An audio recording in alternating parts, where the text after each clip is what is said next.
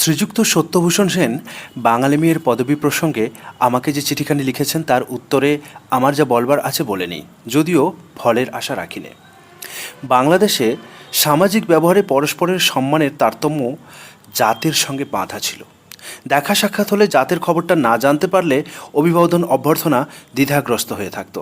পাকা পরিচয় পেলে তবে এক পক্ষ পায়ের ধুলো দেবে আর এক পক্ষ নেবে, আর বাকি যারা তারা পরস্পরকে নমস্কার করবে কিংবা কিছুই করবে না। এই ছিল বিধান। সামাজিক ব্যবহারের বাইরে লৌকিক ব্যবহারে যে একটা সাধারণ শিষ্টতার নিয়ম প্রায় সকল দেশেই আছে, আমাদের দেশে অনতিকাল পূর্বেও তা ছিল না। যেখানে স্বার্থের গরজ ছিল এমন কোনো স্থলে এ নিয়ে মুশকিল ঘটত। উচ্চপদস্থ বা ধনশালী লোকের কাছে উমেদারি করবার বেলা নতি স্বীকার করে তুষ্ট করা প্রার্থীর পক্ষে অত্যাবশ্যক, কিন্তু যাতে বাঁধা রীতি ছাড়া আর কোনো রীতি না থাকাতে কিছুদিন পূর্বে এইরকম সংকটের স্থলে সম্মানের একটা কৃপণ প্রথা দায়ে পড়ে উদ্ভাবিত হয়েছিল।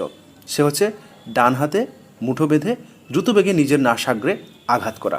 সেটা দেখতে হতো নিজেকে ধিক্কার দেওয়ার মতো। এরকম সংশয়কুণ্ঠিত অনিচ্ছুক অশোভন বিনয়াচার এখন আর দেখতে পায় না। তার প্রধান কারণ বাঙালি সমাজে পূর্বকালের গ্রাম্যতা এখন নেই বললেই হয়। জাতের গণ্ডি পেরিয়ে লোক ব্যবহারে পরস্পর প্রতি একটা সাধারণ শিষ্টতার দাবি স্বীকার করবার দিন এসেছে। তাছাড়া কাউকে বিশেষ সম্মান দেবার বেলায় আজ আমরা বিশেষ করে মানুষের জাত খুঁজি নে। মেয়ের বিবাহ সম্বন্ধ বেলায় কোনো পরিবারে আজও কৌলিনের আদব থাকতে পারে, কিন্তু বৈঠক মজলিস সভা সমিতিতে, স্কুল কলেজে, অফিস আদালতে তার কোনো চিহ্ন নেই। সেসব জায়গায় ব্রাহ্মণের চেয়ে কুলীনের চেয়ে অনেক বড় মান সর্বদাই অন্য জাতের লোক পেয়ে থাকে। অতএব আজকের দিনে জনসমাজে কার কোন আসন সেটা জাতের দ্বারা ঘের দিয়ে সুরক্ষিত নয়। ভোজের স্থানেও পংক্তি বিভাগের দাগটা কোথাও বা লুপ্ত, কোথাও বা অত্যন্ত ফিকে। মানুষের পরিচয়ে জাত পরিচয়ের দাম একসময় যত বড় ছিল এখন তা প্রায় নেই বলা যেতে পারে। দাম যখন বেশি ছিল, এমনকি সম্মানের বাজারে সেটাই যখন প্রায় একান্ত ছিল, তখন নামের সঙ্গে পদবি বহন করাটা বাহুল্য ছিল না। কেননা আমাদের পদবি জাতের পদবি। ইংরেজিতে স্মিথ পদবি পারিবারিক, যদিও ছড়িয়ে গিয়ে এর পারিবারিক বিশেষত্ব অনেক পরিমাণে হারিয়ে গেছে, কিন্তু ঘোষ, বোস, চাটুর্যে, বাণুজ্যে মূলত কোনো পরিবারকে নির্দেশ করে না, জাত বিশেষের বিভাগকে নির্দেশ করে। পরিবারের চেয়ে এই বিভাগটা অনেক ব্যাপক, এমনতর ব্যাপক সংজ্ঞার যখন বিশেষ মূল্য ছিল তখন নামের সঙ্গে ব্যবহারে সেটার বিশেষ সার্থকতা ছিল। এখন মূল্য যতই কমে আসছে ততই পারিবারিক পরিচয় হিসেবে ওর বিশিষ্টতা থাকছে না, অন্য হিসেবেও নয়। ভারতবর্ষে বাংলাদেশ ছাড়া প্রায় সকল প্রদেশেই পদবিহীন নাম বিনা উপদ্রবেই চলে এসেছে। এতদিন তো তা নিয়ে কারো মনে কোনো খটকা লাগেনি। বারাণসীর স্বনামখ্যাত ভগবান দাস তার ব্যক্তিগত নামটুকু নিয়েই আছেন। তার ছেলের নাম শুদ্ধমাত্র শ্রীপ্রকাশ, নামের সঙ্গে কুল পরিচয় নেই। রাষ্ট্রিক উদ্যোগে খ্যাতি লাভের দ্বারা তিনি আপন নিষ্পদবিক নামটিকেই জনাদৃত করে তুলেছেন। প্রাচীনকালের দিকে তাকালে নল, দময়ন্তী বা সাবিত্রী, সত্যবানের কোনো পদবি দেখা যায় না। একান্ত আশা করি নলকে নল, দেব, বর্মা বলে ডাকা হতো না। কুল পদবীর সমাজযোগে যুধিষ্ঠির, পাণ্ডব বা দ্রৌপদী পাণ্ডব নাম পুরাণ ইতিহাসে চলেনি, সমাজে চলতি ছিল এমন প্রমাণ নেই। বিশেষ প্রয়োজন হলে ব্যক্তিগত নামের সঙ্গে আরও কিছু বিশেষণ যোগ করা চলত। যেমন সাধারণ ভগবান মনুকে শুদ্ধ মনু নামেই অখ্যাত করা হয়েছে, তাতে অসুবিধা ঘটেনি। তবু বিশেষ প্রয়োজন স্থলেই তাকে বৈবস্বত মনু বলে বলা হয়ে থাকে, সর্বদা নয়। কিন্তু এক্ষেত্রে মহাভারতের দৃষ্টান্ত পুরোপুরি ব্যবহার করতে সাহস করি না। নামের ভার যথাসম্ভব লাঘব করারই আমি সমর্থন করি। এক মানুষের বহু সংখ্যক নামকরণ দাপর ত্রেতাযুগেও শোভা পেত, এখন পায় না। বাপের পরিচয় কৃষ্ণার নাম ছিল দ্রৌপদী, জন্মস্থানের পরিচয় পাঞ্চালী, জন্ম ইতিহাসের পরিচয়ে যাজ্ঞসেনী। এই প্রসঙ্গে একটা কথা বলে রাখি, শ্বশুরকুলের পরিচয়ে তাকে পাণ্ডবী বলা হয়নি।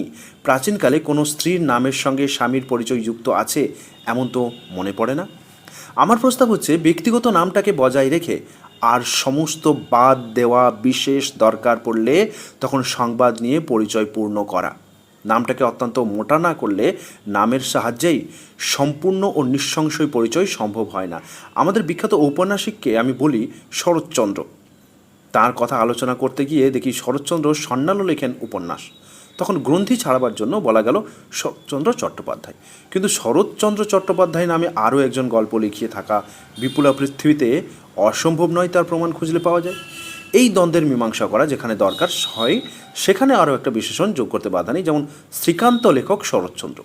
ফুলের বৃন্ত যেমন মানুষের ব্যক্তিগত নামটি, তেমনি এই বৃন্ত থেকে শাখা প্রশাখায়, প্রশাখা থেকে শাখায়, শাখা থেকে গাছে, গাছ হয়তো আছে টবে, কিন্তু যখন ফুলটির সঙ্গেই বিশেষ ব্যবহার করতে হয়, যেমন মালা গাঁথতে, বোতামের গর্তে গুঁজতে, হাতে নিয়ে তার শোভা দেখতে, গন্ধ শুকতে, তা দেবতাকে নিবেদন করতে, তখন গাছ শুদ্ধ টব শুদ্ধ যদি টানি, তবে বৈশল্যকরণীর প্রয়োজনে গন্ধমাদন নাড়াবার দ্বিতীয় সংস্করণ হয়। অবশ্য বিশেষ দরকার হলে তখন টব শুদ্ধ নাড়াতে দেখলে সেটাকে শক্তির অপব্যয় বলবো না। পত্রলেখক বাঙালি মেয়ের পদবী সম্বন্ধে আমাকে প্রশ্ন করেছেন।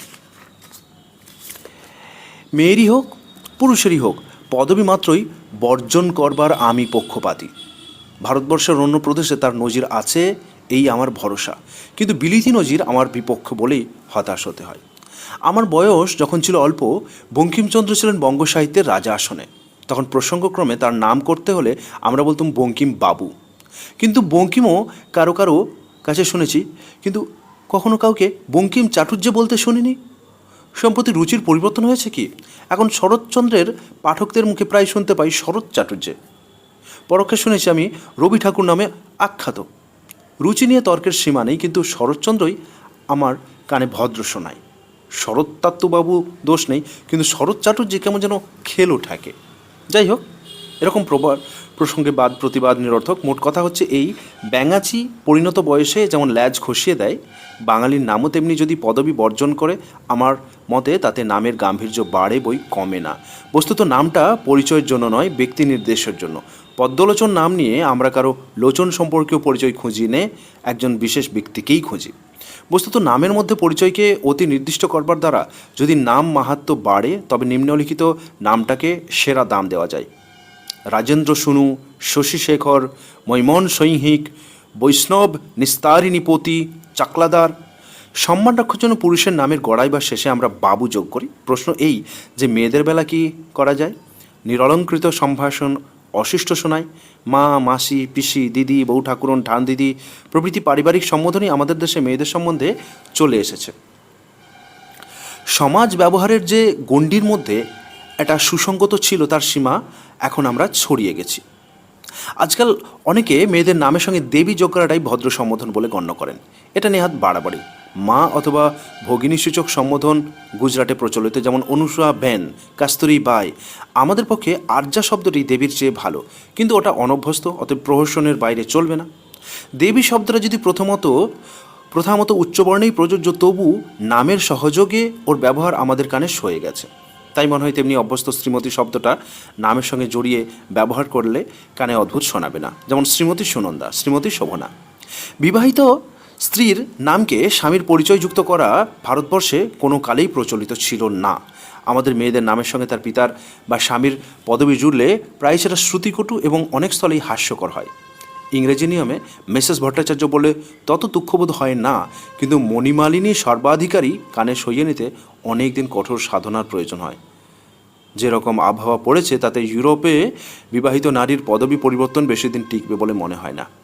তখন আমাদের তাড়াতাড়ি আমাদের বা সহধর্মিণীদের নামের ছাঁটকাঁট করতে যদি বসি, তবে নিতান্ত নির্লজ্জ না হলে অন্তত কর্ণমূল লাল হয়ে উঠবে। একাদা পাশ্চাত্য মহাদেশে মেয়েরা যখন নিজের নাম স্বাতন্ত্র্য অবিকৃত রাখা নিয়ে আস্ফালন করবে, সেদিন যাতে আমাদের মেয়েরা গৌরব করতে পারে, সেই সুযোগটুকু গায়ে পড়ে নষ্ট করা কেন? এসব আলোচনায় বিশেষ কিছু লাভ আছে বলে মনে হয় না। রুচির তর্কে প্রথাকে নিয়ন্ত্রিত করা যায় না, যে কারণে বাধ্যতামূলক, গঠনমূলক প্রভৃতি বর্বর শব্দ বাংলা অভিধানকে অধিকার করেছে। এই কারণেই বাঙালির বৈঠকে মধুমালতী মজুমদার বা বনজ্যোৎস্না তলাপাত্রের প্রাদুর্ভাবকে নিরস্ত করা যাবে না। ইংরেজিতে প্রথার সঙ্গে যেমন তেমন করে জোড় মেলানোর ঝোঁক সামলানো দুঃসাধ্য। নামের পদবি নিয়ে এই চিঠিটি লিখেছিলেন রবীন্দ্রনাথ ঠাকুর। দেবদেবীদের পদবি নেই কেন? অনির্বাণবাবু বলছেন, বেশ কিছু বছর আগে আমার এক পাঠক বন্ধু সপাটে প্রশ্ন করেছিলেন, দেবদেবীদের পদবি নেই কেন? তাই তো, দুর্গা, কালী, শীতলা, ষষ্ঠী, শিব, ইন্দ্র, ব্রহ্মা, এমন 33 কোটি দেবদেবীদেরই কোনো পদবি নেই। শুধু দেবদেবী কেন, মহাভারত, রামায়ণ, 36টি পুরাণের চরিত্রদেরও আমরা পদবি পাই না। গৌতম বুদ্ধেরও পদবি নেই, জৈন তীর্থঙ্করদেরও পদবি নেই। দেব দেবী পুরাণ ইত্যাদি ছাড়ুন, ভারত ছেড়ে চলুন ভারতের বাইরে, সেখানেও পদবি পাবেন না। গ্রিক দেবদেবীরও পদবি নেই, যেমন Aphrodite, Apollo, Ares, Artemis, Athena, Demeter, Hades, Hephaestus, Hera, Poseidon, Zeus প্রমুখ। পদবি নেই রোমান দেবদেবীদেরও, যেমন অ্যাগ্রেসিয়া, Janus, Vesta, Jupiter, Juno, Minerva, Pomona, Consus, Mars, Hercules, Neptune, Vulcan, Pluto প্রমুখ। পদবি ছিল না আলেকজান্ডার, সক্রেটিস, প্লুটো, অ্যারিস্টটল, কনফুসিয়াসদেরও। এখন অনেকে বলতে পারেন দেবদেবীদের কোনো জাত নেই, তাই পদবিও নেই। দেবদেবীরা সকলের। মানতে পারলাম না, সব দেবদেবী সকলের নয়। ভারতের বর্ণ বিভাজনে কোনো দেবতাই সকল বর্ণের হতে পারেনি। বহু দেবদেবীদের মন্দির অন্তজদের প্রবেশাধিকার নেই, সেই কারণে নিম্ন বর্ণের দেবতা পৃথক, উচ্চ বর্ণের দেবতারা পৃথক। সারা ভারতবর্ষে ঘুরবো না, আসুন আমরা শুধু বাংলা ঘুরে দেখি। ধর্ম ঠাকুর মূলত গ্রাম দেবতা। তিনি ধর্মরাজ বা কেবলমাত্র ধর্ম নামেও পরিচিত। একটি সিঁদুর মাখানো নির্দিষ্ট আকারবিহীন প্রস্তরখণ্ডে তার পুজো করা হয়। প্রস্তরখণ্ডটি কোথাও কোথাও গাছের তলায় বা উন্মুক্ত ক্ষেত্রে ধর্ম ঠাকুরের থান বা ধর্মরাজতলায় রাখা হয়, কোথাও আবার মন্দিরে রেখে পুজো করা হয়। প্রধানত বাউড়ি, বাগদি, হাড়ি, ডোম ইত্যাদি বর্ণের মানুষেরা ধর্ম ঠাকুরের পুজো করে থাকে। সুকুমার সেনের মতে ধর্ম ঠাকুর তথাকথিত নিম্নবর্গীয় মানুষদের দেবতা। অতীতে কোনো এককালে তারাই ছিল সমাজের সংখ্যা গুরু অংশ। ব্রাহ্মণ্য ধর্মে তাদের অধিকার ছিল না। গুপ্ত যুগে ব্রাহ্মণরা দলে দলে বাংলায় আসতে শুরু করেন, কিন্তু তারা যেহেতু বাংলার আদি বাসিন্দা ছিলেন না, সেহেতু ধর্ম ঠাকুরকেও ব্রাহ্মণ্য দেবতা বলা চলে না। তিনি ব্যক্তিগত দেবতা ছিলেন না, ছিলেন গণদেবতা। লোকে দল বেঁধে তার পুজো করত। হাড়ি, ডোম ও চণ্ডালের মতো বৃহৎ সামাজিক গোষ্ঠীগুলি তার পুজো করত। রাহু ও কেতুর নাম শোনেননি এমন কোনো বাঙালি নেই। সূর্যগ্রহণ আর চন্দ্রগ্রহণের কারণ হিসেবে পৌরাণিক কাহিনীর দৌলতে এদের নাম হিন্দুরা কম বেশি সকলেই জানেন। রাহু ডোমদের দেবতা, ডোমরাই পুজো করেন। মনুর বিধানে আছে, রাহু যখন গ্রহণকালে চন্দ্রের শুদ্ধতা হরণ করছে, বিদগ্ধ ব্রাহ্মণেরা তখন উচিত নয় বেদ পাঠ করা। রাহু যে নিম্নবর্গীয় সত্তা তার আরও বড় প্রমাণ আছে রামায়ণেও। মনসাও তাই। মনসা নামটির উৎপত্তি নিয়ে রয়েছে নানা মত। কারো মতে ভারতের কানাডা অঞ্চলে থেকে মনে মঞ্চাম্মা নামক দেবীর নাম থেকে মনসা নামটি এসেছে। কারোর মতে মহীশূরের মুদামা নাম দেবীর নাম থেকে নামটি বাংলায় এসেছে। আবার কারো মতে ভারতের পাঞ্জাব, হরিয়ানা ও উত্তরাঞ্চল প্রদেশের মনসা দেবী বা মধ্যপ্রদেশের কোল উপজাতীয়দের মনসা দেও নামক দেবতার নাম থেকে এসেছে নামটি। মানে মঞ্চাম্মার অস্তিত্ব বাস্তবে নেই, সে এক অদৃশ্য সাপিনীর নাম। এ সাপিনীর উপর দেবীত্ব আরোপ করে বছরে একদিন নাগ পঞ্চমীর দিনে পুজো নিবেদন করা হয়। তার কোনো প্রতিমা নির্মিত হয় না। মুদামা অর্ধনারী, অর্ধসর্প আকৃতির প্রতিমা এবং নিম্নবর্গ কর্তৃক পূজিত। কিন্তু সমাজের উচ্চকোটিতে পৌরাণিক চরিত্র সর্পরাজ বাসুকী জনপ্রিয়। পাঞ্জাব, হরিয়ানা ও উত্তরাঞ্চল প্রদেশের মনসা কোনো উল্লেখযোগ্য দেবী নয়, আর মনসাদেও কোনো দেবী নয়, দেবতার নাম। ফলে বাংলার জনপ্রিয় দেবী মনসার নাম এসব অপ্রধান দেবী থেকে আসার সম্ভাবনা কম। মনসা এদেশেরই দেবী, তবে মনসার প্রেক্ষাপট ভিন্ন, কারণ এই মতে বিশ্বাসীদের সংখ্যা এবং সংগঠিত অবস্থান মনসাকে কিছুটা হলেও উপরের স্থানে বসিয়েছে। শিবের কন্যা স্বীকৃতি পেয়েছে মনসা সনাতন হিন্দু ধর্মে। যদিও পার্বতীর গর্ভে লাভ হয়নি মনসার, কিন্তু মনসাকেও রাহুর সমান্তরালে দাঁড় করায়। শ্রী আশুতোষ ভট্টাচার্য তার মনসামঙ্গল নামক সংকলন গ্রন্থের ভূমিকায় লিখেছেন, এখন দেখিতে হয় পশ্চিম ভারতের মনসা শব্দটি কখন হইতে জাঙ্গুলি দেবীর পরিবর্তে ব্যবহৃত হইতে আরম্ভ হয়। পূর্বেই বলিয়েছি, জাঙ্গুলির সঙ্গে বৌদ্ধ সমাজের সম্পর্ক ছিল। তিনি তান্ত্রিক বৌদ্ধ দেবী ছিলেন। পাল রাজত্বের অবসানে সেন রাজত্বের যখন প্রতিষ্ঠা হইল, তখন এদেশে বৌদ্ধ ধর্মের বিলোপ ও তাহার স্থানে হিন্দু ধর্মের পুনরভ্যুত্থান হইয়াছিল। সেই সময়ে যে সকল বৌদ্ধ দেব দেবীকে নতুন নাম দিয়া হিন্দু সমাজের মধ্যে গ্রহণ করা হইয়াছিল, এই সর্পদেবী তাহাদের অন্যতম। বৌদ্ধ সংস্রবের জন্য তাহার জাঙ্গুলি নাম পরিত্যক্ত হয় এবং তাহার পরিবর্তে মনসা নামকরণ হয়। বাংলার পূর্বোক্ত অর্বাচীন পুরাণগুলি ইহার কিছুকাল মধ্যেই রচিত হয় এবং তাহার মধ্য দিয়া মনসাকে শিবের কন্যারূপে দাবি করিয়া হিন্দু সমাজের মধ্যে গ্রহণ করা হয়। মহিষাসুরও নিম্নবর্গীয়দের দেবতা, পূজিত হন। সাঁওতাল সম্প্রদায়ের মানুষ মহিষাসুরকে পুজো করে থাকেন। সাঁওতালদের প্রধান উপাস্য যদিও সূর্য, তাদের ভাষায় সিং বঙ্গা, তবুও পর্বত দেবতাও মারাং বুরু তাদের জন্য যথেষ্ট মর্যাদাব্যঞ্জক হয়ে গ্রাম দেবতায় পরিণত হয়েছে। সাঁওতালদের বিশ্বাস আত্মা অমর এবং সেই অনৈসর্গিক আত্মাই বা বঙ্গা সব ঐহিক ভালো মন্দ নির্ধারণ করে থাকে। তাই দৈনন্দিন পুজো অর্চনায় বঙ্গা গুরুত্বপূর্ণ স্থান দখল করে আছে। তাদের গৃহদেবতা হিসেবে তাই আবে বঙ্গা যথেষ্ট প্রতাপ। এছাড়া লৌকিক হিন্দু দেবদেবীর প্রভাবও তাদের ধর্মীয় অনুষ্ঠানাদিতে দেখা যায়। সাঁওতাল নরনারী আসলে ধর্মবিশ্বাসের দিক থেকে সর্বপ্রাণবাদী ও প্রকৃতি উপাসক। আবার তারা ঠাকুরজিউকেও সৃষ্টিকর্তা হিসেবে মান্য করে। তাদের ধর্মাচরণ এ মূর্তি পূজার প্রচলন নেই। খোদ শিবই অনার্য তথা নিম্নবর্গীয়দের দেবতা ছিলেন, পরে আর্য তথা উচ্চবর্গীয়রা হাইজ্যাক করে নেয়। বেদ সংহিতা প্রভৃতি সুপ্রাচীন গ্রন্থে শিবের অনার্যরূপই পাওয়া যায়। তার বাহ্যরূপ বিচার করলে অনার্য ভাবেরই পরিচয় হয়। শিব উলঙ্গ বা তার পরিধান ব্যাঘ্রচর্ম, গলায় সাপের মালা, ষাঁড় তার বাহন, ভূত প্রেম নিয়ে শ্মশানে বসবাস, চিতাভস্য মেখে থাকেন আর সিদ্ধি সেবন করেন। অনার্য নরনারীদের নিত্য পূজিত এই শ্মশানচারী উন্মত্ত দেবতা। উত্তরবঙ্গের রাজবংশী সম্প্রদায় অধ্যুষিত অঞ্চলগুলিতে কিছু কিছু শিব মন্দির দেখা যায়। জল্পেশ্বর, জটেশ্বর, সর্বেশ্বর, নীলেশ্বর, ভদ্রেশ্বর, বানেশ্বর শিব মন্দিরগুলি প্রসিদ্ধ। এর মধ্যে জল্পেশ্বর, নীলেশ্বর, বানেশ্বর মন্দিরের পুজো ব্রাহ্মণরা করে। বাকি মন্দিরগুলোতে পুজোর অধিকার রাজবংশীদের। কালীয় শুরুতে নিম্নবর্গীয়দের পুজো হলেও পরে উচ্চবর্গীয়রাও পুজো করতে আরম্ভ করে। দুর্গা সম্পূর্ণভাবে উচ্চবর্গীয়দের পুজো। যাই হোক, দেবতাদের পদবি না থাকলেও বর্ণভেদে পৃথক হয়ে গেছে। এখন মূল প্রশ্ন সেটা হলো, এদের কেন পদবি ছিল না? এমন একটা প্রশ্ন সকলের মনেই উঁকি মারতে পারে। প্রশ্ন উঠলে উত্তর খুঁজতে হবে, এটাই দোস্তর। চলুন উত্তর খোঁজা যাক। বাংলাদেশ এবং ভারতের পশ্চিমবঙ্গে বসবাসরত বাঙালি হিন্দুদের পদবী সমূহ বেশ বৈচিত্র্যপূর্ণ। বাঙালির বংশ পদবীর ইতিহাস খুব বেশি প্রাচীন নয়। মধ্যযুগে সামন্তবাদী সমাজ ব্যবস্থার ফলে পরবর্তীতে ব্রিটিশ আমলে চিরস্থায়ী বন্দোবস্তের সমান্তরালে বাঙালির পদবীর বিকাশ ঘটেছে বলে মনে হয়। অধিকাংশ ব্যক্তির নামের শেষে একটি পদবী নামক পুচ্ছ যুক্ত হয়ে আছে। যেমন উপাধি, উপনাম কিংবা বংশসূচক নামকে সাধারণভাবে পদবী বলা হয়। সেকাল থেকে একাল দেবদেবীরা পূজিত হন একমাত্র উচ্চবর্ণের দ্বারা। উচ্চবর্ণের বলতে এখানে ব্রাহ্মণদেরকেই বোঝানো হচ্ছে, যারা তুড়িয়ে মন্ত্রপাঠ করে স্বর্গ থেকে দেবদেবীদের টেনে মর্তে নিয়ে আসেন, মৃন্ময়ীকে চিন্ময়ী করেন। ওনারা কেবল আয়োজন করেন। বাঙালির মূল নামের শেষে বংশ, পরিবার, পেশা, বসতি স্থান ইত্যাদির পরিচয়বাহী উপনাম ব্যবহারের রীতি প্রচলিত আছে। সামন্ততান্ত্রিক পদবীর সঙ্গে জড়িয়ে আছে অনেক ক্ষেত্রেই জমি ও হিসাব সংক্রান্ত পদবী। তবে এই সমস্ত পদবীর বেশিরভাগই বংশ পরম্পরায় চলে এলেও বর্তমানে পদবীর সমাজগত কোনো মূল্য নেই বললেই চলে। এখানে যেমন ধর্মীয় জাতিভেদ প্রথার প্রভাব বিদ্যমান, তেমনি ঐতিহ্যবাহী পেশাকেও পদবী হিসেবে গ্রহণের রেওয়াজ বিদ্যমান। তৎকালীন সমাজ তথা প্রাচীন যুগে কোনো মানুষেরই পদবী ছিল না, তাই স্বাভাবিকভাবেই দেবদেবীদেরও পদবী নেই। দেবতাগণ তো মানুষেরই আবিষ্কার, প্রতিরূপ। তৎপরবর্তী সমাজ জীবনে বর্ণাশ্রম গেড়ে বসবার পর পেশাভিত্তিক পরিচয় নামের সঙ্গে যুক্ত হলো। পদবী তো আসলে আমাদের পেশারই পরিচয়। ব্রাহ্মণ, ক্ষত্রিয়, বৈশ্য এবং শূদ্র এগুলি তো আসলে গোষ্ঠী। এই গোষ্ঠীগুলির ভিতরে আরও অসংখ্য উপগোষ্ঠী। প্রত্যেককেই আলাদা করে চেনা যেত পদবী দিয়েই, না হলে তো পদমর্যাদায় মুড়ি মুড়কির একদর হয়ে যাবে, তাই না? নাম ও পদবীর প্রয়োগ দেখে নিয়ে বৈবস্বত্য মনু কী বলেছেন দেখি।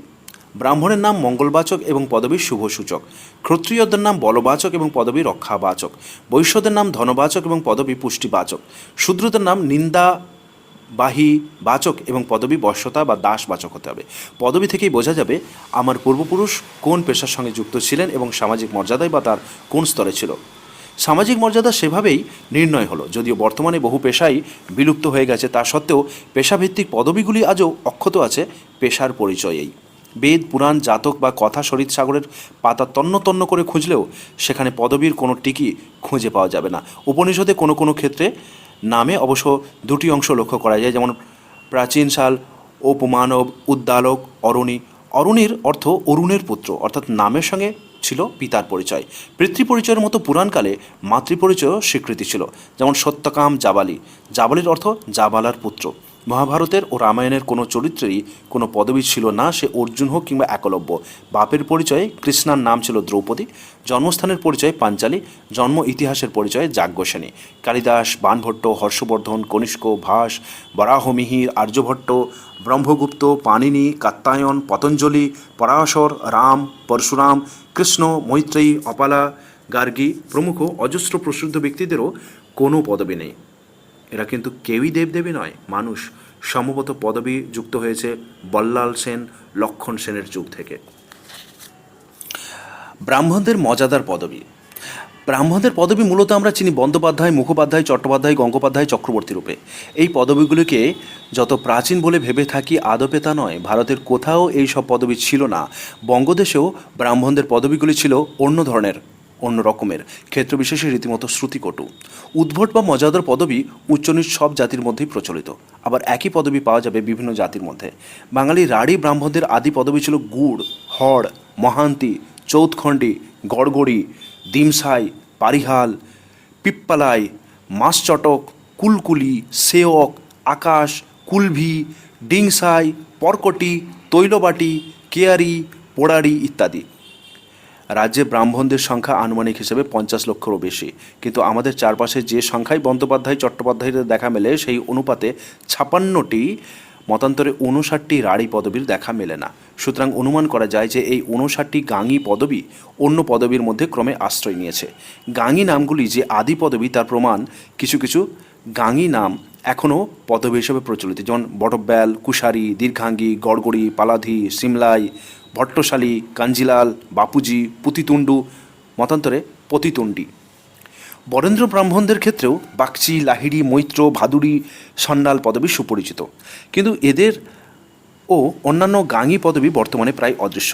সেগুলির মধ্যে আছে চম্পটি, শিহরি, মৎস্যাসী, তোড়ক, খড়খড়ি, ঝম্পটি, গোচণ্ড, কাচুরি, শুল, বালতকটা ইত্যাদি প্রায় 100টি পদবী। বাগচি, লাহিড়ী, ভাদুড়ী, মৈত্র প্রভৃতি গাঙ্গী নামগুলিও যে বারেন্দ্র ব্রাহ্মণদের আদি পদবী ছিল সে বিষয়ে সন্দেহ নেই। বিশেষ করে আতর্থী, বিশি, ঝাম্পটি ইত্যাদি গাঙ্গী নাম যখন পদবী হিসেবে বহাল তবিয়তে রয়েছে, তাহলে অনুমান করতে হয় যে অন্যান্য আদি পদবীগুলি পরিচিত পদবীর মধ্যেই আশ্রয় নিয়েছে। উল্লেখ্য, বাগচি, লাহিড়ী, সন্ন্যাল শব্দের অর্থ পাওয়া যায় না, এগুলি সংস্কৃত শব্দ বলেও মনে হয় না।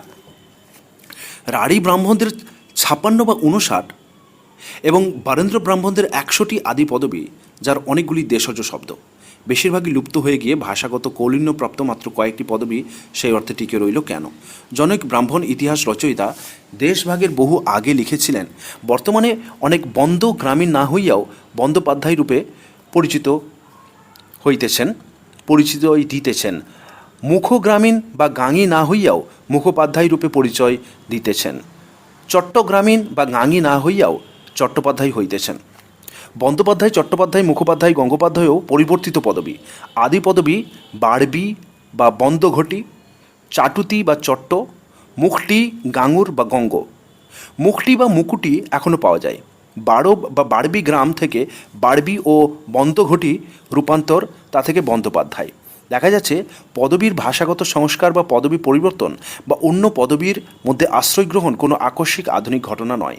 দ্বিতীয়ত, দেশজ শব্দই ছিল বাঙালির পদবী, যে কারণে একই পদবী অপরিচয়ের ফল একসময় হাস্যকর মনে হলেও পরবর্তীকালে তা অতি পরিচিতের দরুন রীতিমতো কৌলিন্য পায়।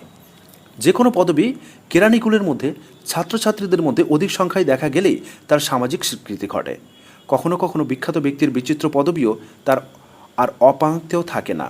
কুশো গ্রাম থেকে সৃষ্ট পদবী কুশারি কীভাবে লোকমুখে ঠাকুর পদবীতে রূপান্তরিত হয় সে গল্প তো অনেকেরই জানা। বিশ্বখ্যাত বিজ্ঞানী বা ভারতখ্যাত দেশপ্রেমিকরা সাহা, পাল, চাকি, বল, শাসমল পদবীগুলিকে কি কৌলিন্য এনে দেয়নি? এই দিক থেকে দেখতে গেলে বাঙালির কোনো পদবী পরিহাসযোগ্য নয়। পরশুরাম, কারফার্মা, পতিতুণ্ডু প্রভৃতি পদবীকে হাস্যরসে চুবিয়ে সুখপাঠ্য করে গেছেন, কিন্তু সেই অর্থে দেখতে গেলে বাঙালির যাবতীয় আদি পদবী সমানভাবে হাসির উদ্রেক করে। আদি পদবী ভারতীয় ব্রাহ্মণের আদি পদবীর অন্যতম শর্মা পদবীও সেকালে বাঙালি ব্রাহ্মণরা ব্যবহার করতেন। বর্ণপরিচয়ের পাতায় ঈশ্বরচন্দ্র শর্মণ সইটি এই সেদিনও বাঙালি মাত্রেরই পরিচয় ছিল, কিন্তু শর্মা বা শর্মণ পদবী বর্তমানে খুব কম ক্ষেত্রে ব্রাহ্মণদের মধ্যে দেখা যায়। এই প্রসঙ্গে উত্তর ভারতের ব্রাহ্মণদের আদি পদবীর সন্ধানে গেলে দেখা যাবে শর্মা ও স্বামী অনেক ক্ষেত্রেই বিদায় নিয়ে শিক্ষাগত উপাধি আর স্থান করে নিয়েছে। অর্থাৎ এখন যেমন নামের শেষে MA, MSc, BBS, MD প্রভৃতি লেখা হয়, তেমনি তারাও বেদ পাঠের বিজ্ঞাপন দিতেন। পণ্ডিত, দ্বিবেদী, ত্রিবেদী, চতুর্বেদী, শাস্ত্রী উপাধিগুলি ছিল ডিগ্রি ডিপ্লোমার সমতুল। আর একটি উপাধি হলো উপাধ্যায় সম্ভবত ছোটোখাটো টোলের শিক্ষক ছিলেন পণ্ডিত, আর যারা অধ্যাপনা করতেন তারা ছিলেন উপাধ্যায়। একটি বেদ যিনি পাঠ করেছেন তিনি ছিলেন পণ্ডিত, দুটি বেদ পাঠ দ্বিবেদী, তিনটি বেদ পাঠে ত্রিবেদী, চারটি বেদ পাঠে চতুর্বেদী। কিন্তু বংশ পরম্পরায় এগুলি যে পদবী হয়ে গেল তার অর্থ কিন্তু এমন নয় যে পুরুষানুক্রমে তারা সকলেই বেদ বিশারদ ছিলেন। এখানে আরও একটা মজার বিষয়, আর্যাবর্ত থেকে ক্রমশ এই পদবীগুলি যতই ব্রাত্য পূর্ব ভারতে অগ্রসর হয়েছে ততই তা অপভ্রংশ হয়ে দেশজ রূপ নিয়েছে। বিহারে তাই পণ্ডিত হয়ে গিয়েছেন পাণ্ডে, দ্বিবেদী দুবে, ত্রিবেদী হলে তেওয়ারি বা তিওয়ারি, চতুর্বেদী হলেন চৌবে। অন্যদিকে উপাধ্যায় হলেন ওঝা বা ঝা। রামায়ণ রচয়িতা কৃত্তিবাস ওঝার নামেই তার প্রমাণ। শাখা উপশাখা। বাঙালি ব্রাহ্মণদের মধ্যে প্রচুর পরিমাণে শাখা উপশাখা রয়েছে, পদবীও অসংখ্য। কান্নকুব্জ বা কনৌজ ব্রাহ্মণদের পদবী পাঁড়ে, দুবে, তেওয়ারি, চৌবে, শকুল, দীক্ষিত, মিশির, পাঠক, ওঝা, বাজপেয়ী ও তার 10টি শুদ্ধ রূপ। তা থেকেও কাঞ্চনী, সিনানি, লোকনাথ, গোবর্ধন, নয়াপুরা, রামপুরা, মধুবানী, বৈশী, ত্রিপটি, নাট, কাকরি, গবাট প্রভৃতি পদবীর সৃষ্টি হয়েছে। এইসব পদবী এখনও কিছু কিছু বাঙালি ব্রাহ্মণদের মধ্যেও পাওয়া যায়। ওঝা, ঝা, তেওয়ারি, চৌবে বাঙালিরও পদবী। ওঝা বা ঝার মূল উৎস হল উপাধ্যায়। অন্যান্য পদবী, ঘোষ, বসু, মিত্র বা দত্ত শব্দগুলি প্রাচীন হলেও পদবী হিসেবে এগুলোর কোনো প্রাচীন ব্যবহার খুঁজে পাওয়া দুষ্কর, কারণ আমাদের এই নামের শেষে যুক্ত শোভাবর্ধক পুচ্ছটির ব্যবহারই যথেষ্ট প্রাচীন নয়। দাশগুপ্ত, সেনগুপ্ত ইতিহাস বলে এই যুগ্ম পদবীর প্রচলন রীতিমতো আধুনিক। এমনকি দাস, তালবস্য শব্দটি বানানটিও। বহুবিধ প্রয়োগের কথা বাদ দিলে দাস শব্দের আবিধানিক অর্থ হলো ভৃত্য। অন্যদিকে দাস শব্দের সরলার্থ ধীবর। পদবীর অর্থ ধরলে ধুন্ধুমার কাণ্ড বেঁধে যেতে পারে, অর্থাৎ ধরে নিতে হবে শব্দার্থের সঙ্গে পদবীর কোনো সম্পর্ক নেই। আমাদের মধ্যে ভ্রান্ত ধারণা আছে জাতি ও পদবীর মধ্যে কোনো পারস্পরিক সম্পর্ক রয়েছে। যে কোনো একটি অপরিচিত বা অসংস্কৃত পদবী দেখলেই আমরা সেই পদবীর মালিককে নিমেষের মধ্যে অন্তর্য শ্রেণীর বলে মনে করি।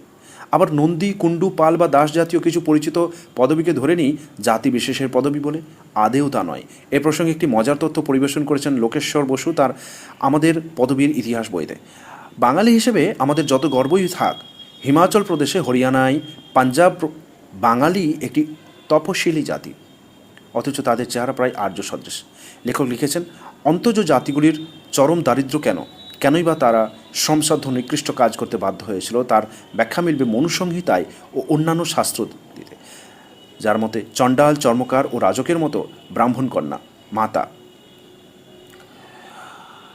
তার ব্যাখ্যা মিলবে মনুসংহিতায় ও অন্যান্য শাস্ত্রাদিতে, যার মতে চণ্ডাল, চর্মকার ও রজকের মাতা ব্রাহ্মণ কন্যা।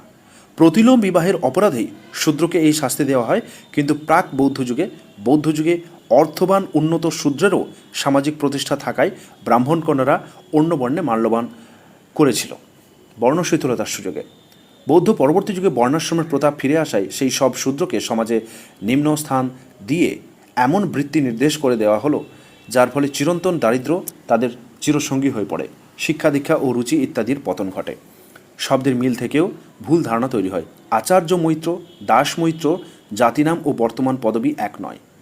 তেমনি গন্ধবণিক, সুবর্ণবণিক, স্বর্ণকার এক স্তরভুক্ত নয়। পোদ বা পৌণ্ড্র ক্ষত্রিয় এবং বাগদি বা ব্যগ্র ক্ষত্রিয় তপশিলি জাতি, নামকরণও অর্বাচীন। এগুলি অতি সাম্প্রতিককালে তৈরি হয়েছে, কিন্তু উগ্র ক্ষত্রিয়, বর্ণহিন্দু এবং বৃহদ্ধম পুরাণে করণ বা কায়স্থ ও অম্বষ্ঠের বা বৈদ্য পরেই তার আসন, যদিও মনুসংহিতায় অম্বষ্ঠ ও উগ্র ব্রাহ্মণের ঠিক পরেই অবস্থান। এমন বহু পদবী আছে যেগুলি ব্রাহ্মণ, কায়স্থ, উচ্চবর্ণের মধ্যে তেমন রয়েছে, তেমনি তপশিলভুক্ত জাতির মধ্যেও, আবার অন্যান্য বর্ণহিন্দু জাতির মধ্যেও সেগুলি প্রচলিত। মোটামুটিভাবে হিন্দু সমাজের একদিকে আছে বর্ণহিন্দু বা অগ্রসর 30টি জাতি, অন্যদিকে তপশিলীভুক্ত বা অনগ্রসর 63টি জাতি। নন্দী, কুণ্ডু, পাল, দাস বিভিন্ন বর্ণহিন্দু জাতির মধ্যেই দেখা যায়। এগুলি এখন কায়স্থদের মধ্যেও প্রচলিত। নন্দী ব্রাহ্মণদের একটি আদি পদবী। এছাড়া অন্যান্য কায়স্থ পদবী কর, চন্দ, ভঞ্জ, বিষ্ণু, হুই ইত্যাদি। অষ্টাদশ শতাব্দীর এক লেখক তার পরিচয় দিয়েছেন মাঝি কয়েদ। সম্ভবত মাঝি তার পদবী, কয়েদ শব্দে তিনি তার জাতি পরিচয় দিয়েছেন।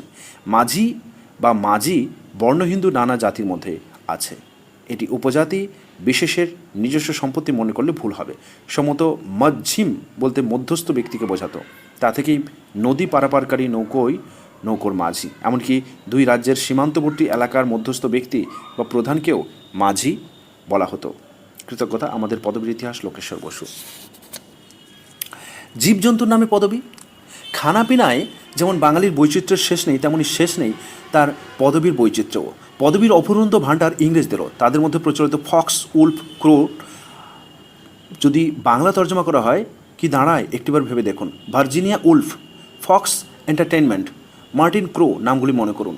এই পদবীগুলিকে যদি মেনে নিতে পারি তাহলে আমাদের বাঘ, সিংহ, হাতি, ঘোড়া, নাগ, বোয়াল, ঘুঘু, বাঁদুড়ি মেনে নিতে অসুবিধা কোথায়? আসলে প্রচলিত কম বলে সমাজে উপরতলার আসন পায়নি। সিংহ, সিংহ শব্দটির কথা ধরা যাক। শব্দটি নাকি ভোট চিনি শব্দ থেকে এসে সংস্কৃতে রূপান্তরিত হয়েছে। আফ্রিকান কোনো কোনো ভাষায় সিংহের প্রতিশব্দ সিম্বা, কিন্তু আফ্রিকান সিম্বা কোন সুদূর অতীতে ভারতীয় সিংহ হয়ে গিয়েছিল এবং সংস্কৃত ভাষা তাকে সাদরে গ্রহণ করে সিংহাসনে বসিয়েছিল, এমন অনুমান নাকি যুক্তির ধার ধারে না। কারণ ভাষাতাত্ত্বিকের মতে 150-200 বছর আগে ভারতীয় গুজরাতির কাছ থেকে কোনিয়াবাসীরা সিংহ শব্দটিকে গুজরাতি উচ্চারণ মারফত পায় এবং তা থেকে সিম্বা শব্দের উৎপত্তি।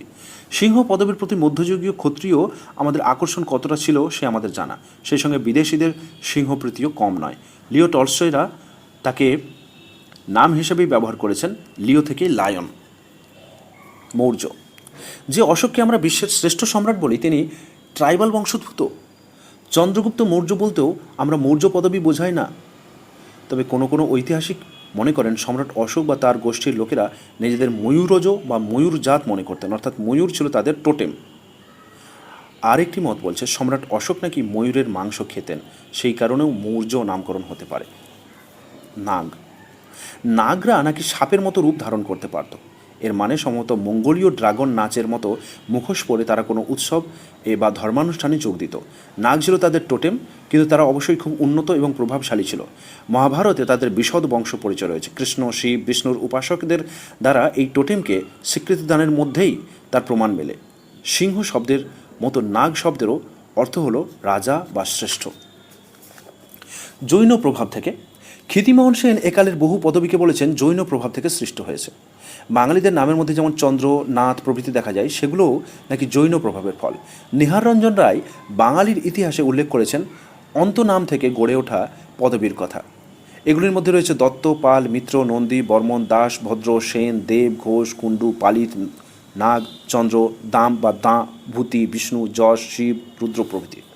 অনেক ক্ষেত্রেই নামের দুটি অংশ যুক্তভাবে লেখার পরিবর্তে বিচ্ছিন্নভাবে লেখা রীতি হয়ে দাঁড়ায়, ফলে শেষ অংশটি গুরুত্ব পেতে শুরু করে এবং পরিবার বা বংশের পরিচয় হয়ে দাঁড়ায়। আধুনিককালেও দেখা যায় শিবনাথ ঘোষ, কালিকা প্রসাদ সেন ইংরেজদের ত্রিমাত্রিক নামের অনুসরণে জজ বার্নার্ড শ বা জি বি স নিজেদেরও এন এস ঘোষ বা কে পি সেন বানিয়ে তোলেন এবং সেজন্য শিবনাথ হয়ে শিবনাথ, কালিকা প্রসাদ হয়ে যান কালিকা প্রসাদ, অর্থাৎ নাথ, চন্দ্র, প্রসাদ, প্রসন্ন, কুমার ইত্যাদি নামের অংশগুলি ইংরেজদের নামের প্রভাবে বিযুক্তভাবে লেখা শুরু হয়েছিল, কিন্তু ভাষা চেতনার ফলে তা পুনরায় যুক্তভাবে লেখা শুরু হয়েছে। যদিও অত্যাধুনিক ঝোঁক হলো নামগুলিকে মধ্য পদলোপী কর্মধারয় হিসেবে গড়ে তোলা। সে যাই হোক, ঘোষ, মিত্র, দেব, দত্ত, চন্দ্র, যশ, রুদ্র, দাস ইত্যাদি বহু শব্দ প্রাচীনকালে উত্তর ভারতীয় নামের শেষাংশে পাওয়া গেলেও বাংলাদেশে এগুলির প্রচলন ওই জাতীয় নামকরণ রীতি থেকে পৃথক। ঐতিহাসিক পুরুষদের বংশগত উত্তরাধিকার থেকে নয়। বুদ্ধচরিত রচয়িতা অশ্ব ঘোষের মতোই বাঙালির মধ্যযুগীয় নাম ঈশ্বর ঘোষ। তিনি কিন্তু অশ্ব ঘোষের বংশোদ্ভূত নন। 1000 বছরেরও বেশি আগে অতীশ দীপঙ্করের সময় বৌদ্ধদের মধ্যে মিত্র, ঘোষ, গুহ নামযুক্ত বাঙালি পাওয়া গেছে। অবশ্য বৌদ্ধ হওয়ার কারণে এদের জাতি জানা যায় না। শুধু তাই নয়, পদবীগুলি বিভিন্ন বর্ণ হিন্দু জাতির মধ্যেও দেখা যায়। পদবীর উৎস সন্ধানে সুপ্রিয়া ম্যাডাম, প্রিয়াঙ্কা সরকার ও অরণ্য স্যার। অধিকারী সংস্কৃত শব্দ থেকে এসেছে। যাত্রাদলের অধিকারীর কথা আমরা জানি, এটি ব্রাহ্মণদেরও পদবী। মনে হয় কোনো ধর্মীয় অধিকারের কথাই ব্যক্ত করে। হিন্দুর পাশাপাশি মুসলিমদের মধ্যেও এই পদবী লক্ষ্য করা যায়। আকন্দ বা আখন্দ, খন্দকার ও আখন্দ বা আকন সমার্থক। আখন্দ বা আকন নামের যেসব পদবী তাও সম্ভবত খন্দকার পদবীরই রূপভেদ। খন্দকার আখন্দ আকন হয়ে থাকতে পারে, আবার ফার্সি আখন্দ থেকেও আখন্দ এসে থাকতে পারে, যার অর্থ শিক্ষক। তবে আকন্দ এসেছে আখন্দ থেকেই। অম্বলি, অম্বলি গ্রাম থেকে এই পদবীর উৎপত্তি। অগ্রদানী, শাকদ্বীপী ব্রাহ্মণ পিতা ও বৈশ্য মাতার সন্তানরা পদবীর ধারক। আরাকানি, পদবীটি বাঙালি ও বৌদ্ধদের মধ্যে প্রচলিত, যা আরাকানি শাসনকাল থেকে ব্যবহৃত। আঢ্য, গ্রামের ধনবান বা ধনাঢ্য থেকে আঢ্য পদবী, যা রূপান্তরিত হয় আড্ডিতে। অরণি, অরুণের পুত্র আরুণী অর্থাৎ পিতৃপরিচয়কে গুরুত্ব দিতে প্রাচীন উপনিষদে এই পদবি পাওয়া যায়। আচার্য মনুসংহিতা মতে ব্রাত্য ও বৈশ্যের সন্তানরা, যা মূলত প্রথমে জাতির নাম পরে পদবি লাভ করে। আদিত্য মূলত নামের অন্ত থেকে নেওয়া, যেমন বিক্রমাদিত্য বা ললিতাদিত্য। পরে এই আদিত্য উপাধির অপভ্রংশে আইচ পদবীর উৎপত্তি ঘটেছে। আটা এই পদবি আটা ময়দা সম্পর্কিত নয়, অষ্ট বা আট থেকে এসেছে, যেমন অশ্বপ্রহর, কীর্তনিয়া। আগুরি রাজার কাছ থেকে অগ্রহার ভূমি লাভ করেন। আগ্রহারী বৃত্তি নাম থেকে আগুরি। ইমন আরবি শব্দ, তাই বাংলা ও জাপানে এটি নাম ও পদবি। উকিল পূর্বপুরুষরা ওকালতি পেশার সঙ্গে যুক্ত ছিলেন। ঔপমান্যব পিতৃপরিচয়কে গুরুত্ব দিতে প্রাচীনকালে এমন পদবীর ব্যবহার, যেমন প্রাচীন গসাল উপমানব ছিলেন উপমনুর পুত্র। প্রাচীগণশাল। কর মধ্যযুগীয় কুলীন বৈদ্যরা এটি পদবী ব্যবহার করতেন। পদবিটি এসেছে নামের শেষাংশ থেকে। কর্মকার কামার থেকে কর্মকার, লোহা দিয়ে যারা বিভিন্ন ব্যবহার্য জিনিস বানায়, কামার বা কর্মকার। কয়াল আরবি শব্দ থেকে কয়াল পদবী এসেছে, যার অর্থ হিসেব রক্ষক, অর্থাৎ এই পদবীর পূর্বপুরুষরা হিসেব রক্ষার কাজে যুক্ত ছিলেন। অন্য মতে ধান চাল বিক্রয়ের জন্য ওজন করতেন যারা, তাদের কয়াল বলা হতো। কড়াই পাত্রবিশেষ কড়াই থেকেই কড়াই পদবী। এই পদবীর মানুষরা বাজারে রান্নার সামগ্রী কড়াই বিক্রয়ের সঙ্গে যুক্ত ছিলেন। কবিরাজ পদবীর নামেই বোঝা যায় এরা চিকিৎসাবিদ্যার সঙ্গে যুক্ত ছিলেন বলে এমন উপাধি এবং পদবী। কাঞ্জিলাল গাঙি নামক আদি পদবীর অন্তর্ভুক্ত। এই গাঙি পদবীতে আরও ৬৯টি পদবীযুক্ত। কাঁঠাল রাঢ়ী ব্রাহ্মণদের মধ্যে এমন পদবী ব্যবহৃত হতো। কুণ্ডু কুলীন বৈদ্য ছিলেন এই পদবীযুক্তরা। কুশারী কুশো নামক গ্রামে বসবাসকারীদের এই পদবী ব্যবহার করতে দেখা যায়। পরে এই পদবী লোকমুখে ঠাকুর পদবীতে রূপান্তরিত হয়ে যায়। কুলভি রাঢ়ী ব্রাহ্মণদের আদি পদবী। কুলকুলি বা কুলকলি কুলের কলি রাঢ়ী ব্রাহ্মণদের আদি পদবী। কেয়ারি বাঙালি রাঢ়ী ব্রাহ্মণদের আদি পদবী। কেশ না, এদের কেশের জন্য চিহ্নিত করার জন্য এমন পদবী নয়, কৌশিক শব্দের অপভ্রংশে কেশ পদবী, যা অবশ্য গোত্র ও পদবী উভয় হিসেবেই ব্যবহৃত করা যায়। খন্দকার মুসলিম সমাজের ফার্সি শিক্ষক হিসেবে খন্দকার বা খন্দকারের পরিচয় পাওয়া যায়। অন্যদিকে খন্দকারের পদবী এসেছে সামন্ত সমাজ থেকে পেশাজীবী হিসেবে। সাধারণভাবে খন্দকার অর্থ হচ্ছে কৃষক বা চাষাবাদকারী। মনে হয় ফার্সি কন্দহ, যার অর্থ কৃষির সঙ্গে কার যুক্ত হয়ে কন্দাহকার খন্দকার হয়েছে। ভিন্ন মতে খন্দকারের মূল উৎপত্তি সংস্কৃত খন্দ, যার অর্থ ফসল বলা হয়েছে। এই খন্দ এর সাথে কার যুক্ত হয়েও খন্দকার হতে পারে, এবং এতেও পূর্বের খন্দকার শব্দের উৎসের অর্থের তারতম্য ঘটছে না। আবার ফার্সি ভাষায় খন্দকার বলে একটি শব্দ আছে, যার অর্থ শিক্ষক। এখান থেকেও খন্দকার পদবী আসা বিচিত্র কিছু নয়। অথবা খন্দকার শব্দের যে ভিন্ন ভিন্ন অর্থ, তার সবগুলো মিলিত তাৎপর্য থেকেই বিভিন্নভাবে খন্দকার পদবীর উৎপত্তি হয়েছে। খাঁড়া এই পদবীর পূর্বপুরুষরা রাজকর্মচারী হিসেবে খণ্ড রক্ষার কাজে নিযুক্ত ছিলেন। অন্যমতে খড়গ জাতীয় বিক্রয়ের পেশা ছিল তাদের। খড়গ থেকেই হয়তো খাঁড়া, জাত খড়গ, দেব খড়গ প্রভৃতি নাম পাওয়া যায় ইতিহাসে। খাস্তগির লেখালেখি পেশার সঙ্গে যুক্ত এমন সম্প্রদায়ের বড়বাবু ছিলেন এই পদাধিকারীরা। খাসনবিশ মূলত হিসেবরক্ষক হিসেবে এদের পূর্বপুরুষরা জীবিকা নির্বাহ করতেন। খাটিক বা খটিক খাটাখাটি থেকে এসে থাকতে পারে। খাটিয়ে অর্থে। আবার ঘরবাড়ি তৈরি করতে যারা, তারা ছিল কোটক। গড়ুই গড়ই সম্ভবত কোনো দ্রব্য বা গড়ের কাছাকাছি বাস করত বলে এমন পদবী তারা ব্যবহার করে থাকতে পারে। গড়গড়ি নামক গ্রামে বসবাসকারীদের এই পদবী ছিল। গাঙ্গি নামক আদি পদবী থেকে গৃহীত। গায়েন গাঙ্গি পদবীজাত। এই পদবী এপার বাংলা ওপার বাংলা সহ অসমেও দৃষ্ট। গাজী কিছু পদবী রয়েছে যা উপমহাদেশে মুসলমান আগমনের সঙ্গে জড়িত এবং হিন্দু মুসলমান উভয় সম্প্রদায় নির্বিশেষে ব্যবহৃত গাজী পদবীটি তেমনই একটি। গাঙ্গুলি বা গঙ্গোপাধ্যায় গঙ্গাকুলি নামক স্থানের সঙ্গে যুক্ত গাঙ্গৌলি থেকে গাঙ্গুলি পদবী, পরে উপাধ্যায় যোগে গঙ্গোপাধ্যায় পদবী হয়। গুপ্ত বংশের প্রথম ব্যক্তি নামান্ত গুপ্ত, পরে পদবী হিসেবে ব্যবহৃত। তবে প্রাচীন ইতিহাস মতে এই পদবীর লোকেরা ছিল বণিক। গুহ রামায়ণের গুহক চণ্ডাল কোনো অনুবাদকের হাত ধরে গুহ পদবীতে পরিণত হয়ে থাকে হতে। গুড়, ব্রাহ্মণদের একটি আদি পদবী গুড়। মুচিরাম গুড় নামকরণেই তো বঙ্কিমচন্দ্র পদবীটিকে পরিহাস করেছেন। গুহ ঠাকুরতা, বাঙালি হিন্দু কুলীন কায়স্থ এই পদবী অধিকারীরা ব্রিটিশ সাম্রাজ্যে জমিদার বংশজাত এই পদবী।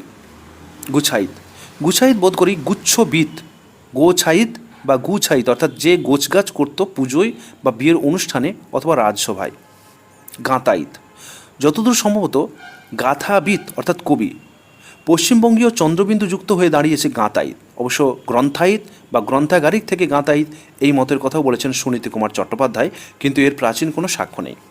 গোস্বামী, শর্মা বা স্বামী পদবীর বৈষ্ণবীয় রূপান্তর হয়ে গোস্বামী পদবী।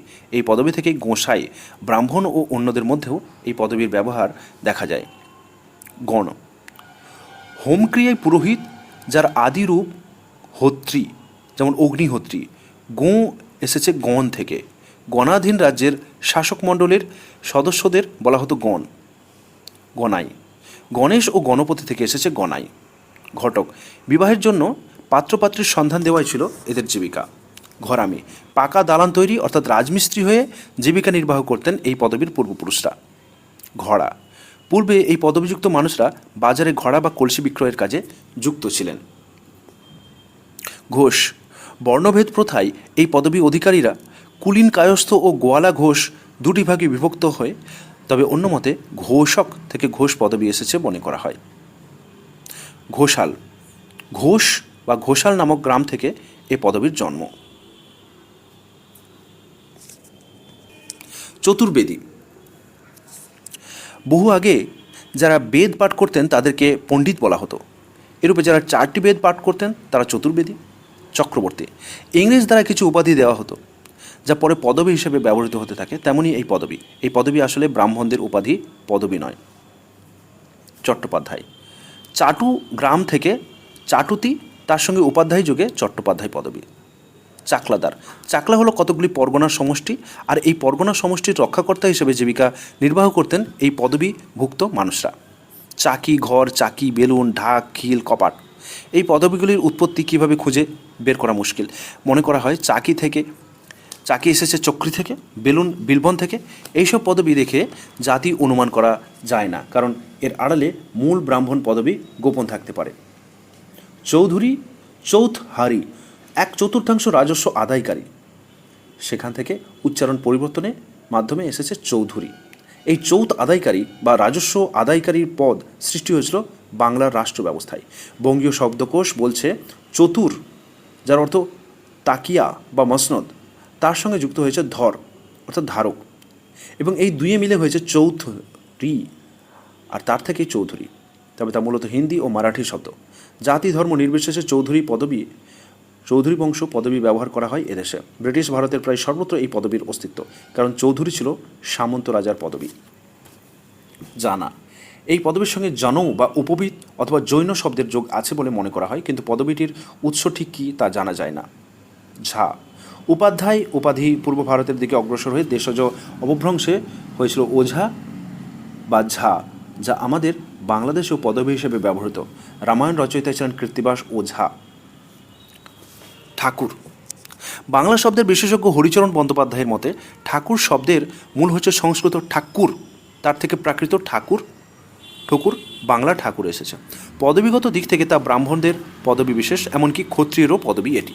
মধ্যযুগের কাব্য চৈতন্য ভাগবত উদ্ধৃত করে লেখক বলেছেন তা বৈষ্ণবদেরও উপাধি, যেমন হরিদাস ঠাকুর। পাচক ব্রাহ্মণও এক প্রকার ঠাকুর বলে পরিচিত। তবে আহমদ শরীফ সম্পাদিত সংক্ষিপ্ত বাংলা অভিধান বলছে সংস্কৃত ঠক্কুর থেকে ঠাকুর এলেও এর মূলে ছিল তুর্কি শব্দ। বাঙালি হিন্দু মুসলমান উভয়েই এই পদবী ব্যবহার করে। ডাং, ঢাং, ঢ্যাং, একসময় ছোট বড় রাজারা আত্মরক্ষার্থে অথবা রাজবংশ কিংবা রাজভাণ্ডারের গোপন সংবাদ কোনো বিশ্বস্ত বংশের কাছে গচ্ছিত রাখতেন। গুপ্ত হত্যায় রাজার মৃত্যু ঘটলে পরবর্তী উত্তরাধিকারীদের কাছে সে খবর পৌঁছে দেওয়ার জন্য তারা ছিলেন ভীষণ বিশ্বস্ত। এই বিশ্বস্ততা থেকেই এসেছে বিশ্বাস পদবী। ঢ্যাং পদবী ঢ্যাঙা বা লম্বা থেকে, ঢং থেকেও আসতে পারে, পরে ডাঙা থেকে, ডাং, ঢাং, ঢ্যাং থেকেও।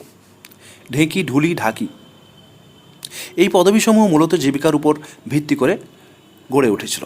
পদবীগুলির পূর্বপুরুষরা বাজারে এই সামগ্রী বিক্রয়ের উপর জীবিকা নির্বাহ করতেন। ঢোল, এই পদবীর পূর্বপুরুষরা মূলত সন্ন্যাল পদবীভুক্ত ছিলেন। অনেকে বড় যৌথ পরিবারের মানুষদের ঢোল বাজিয়ে খেতে দেওয়ার সময় জানানো হতো। পরে কোথাও সন্ন্যাল মুক্ত হয়ে ঢোল, আবার ঢোল মুক্ত হয়ে কেবলমাত্র সন্ন্যাল পদবী হয়ে যায়।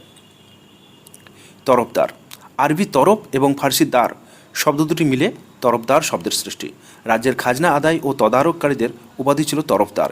এই পদবী ব্যবহারকারী গোষ্ঠীর পূর্বপুরুষেরা রাজকার্য পরিচালনার কাজে নিয়োজিত ছিলেন। সেখান থেকেই এই বংশ পদবী উৎপত্তি ও প্রচলন। দণ্ড, সম্ভবত দণ্ডী বা দণ্ডপাণি থেকে। দণ্ডপাণি অবশ্য বিচারক নন। দণ্ডটি ছিল দেবায়নের কোনো অধিকারের প্রতীক। তীর্থক্ষেত্রে যাদের ছড়িদার বলা হতো তারাই বুঝি। আগে হয়তো কর্তৃত্ব বেশি ছিল। তলাপাত্র, ধর্মীয় অনুষ্ঠানের কর্তা হিসেবে মনে করা হয় তলাপাত্র পদাধিকারীদের। তালুকদার, মোগল ও ব্রিটিশ আমলে রাজস্ব ও ভূমি সংক্রান্ত বিষয়াদি থেকে যে সকল পদবী উৎপত্তি ও বিস্তার পায় তার মধ্যে তালুকদার অন্যতম। আরবি শব্দ তাল্লুক, যার অর্থ ভূ সম্পত্তি, এর সঙ্গে ফার্সি দার যুক্ত হয়ে তালুকদার শব্দের উৎপত্তি। প্রকৃতপক্ষে যিনি তালুকদার তিনি জমি ও ক্ষুদ্র ভূ সম্পত্তির বন্দোবস্ত নিতেন সরকারের কাছ থেকেও যেমন, তেমনি জমিদারদের কাছ থেকেও। ফলে তিনি হতেন উপজমিদার, সেই অর্থে এসেছে তালুকদার।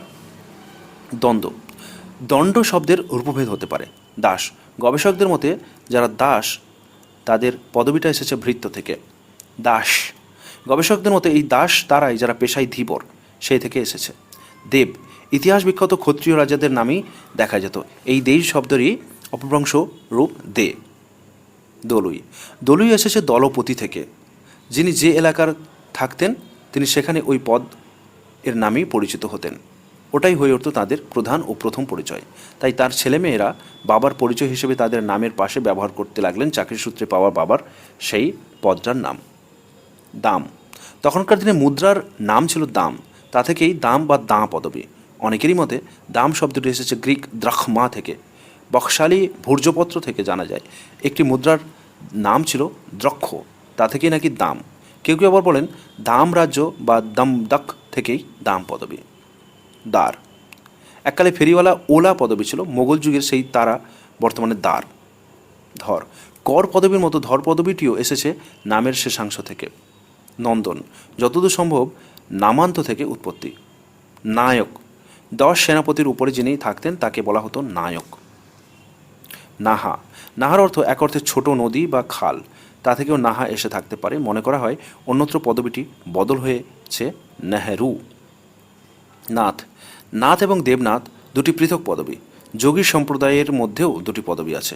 অন্য জাতির মধ্যেও দেবনাথ পাওয়া যায়। নিয়োগী, বোধহয় নিয়োগকর্তা থেকে, যদিও অন্ধ্রপ্রদেশের একটি শাখা নিয়োগী। পান্ডা, পান্ডা, উৎকল শ্রেণীর ব্রাহ্মণ, মূলত পুজো আর্চা করাই কাজ। পান্ডা শহর দোষে দুষ্ট হয়ে পান্ডা হয়ে দাঁড়িয়েছে।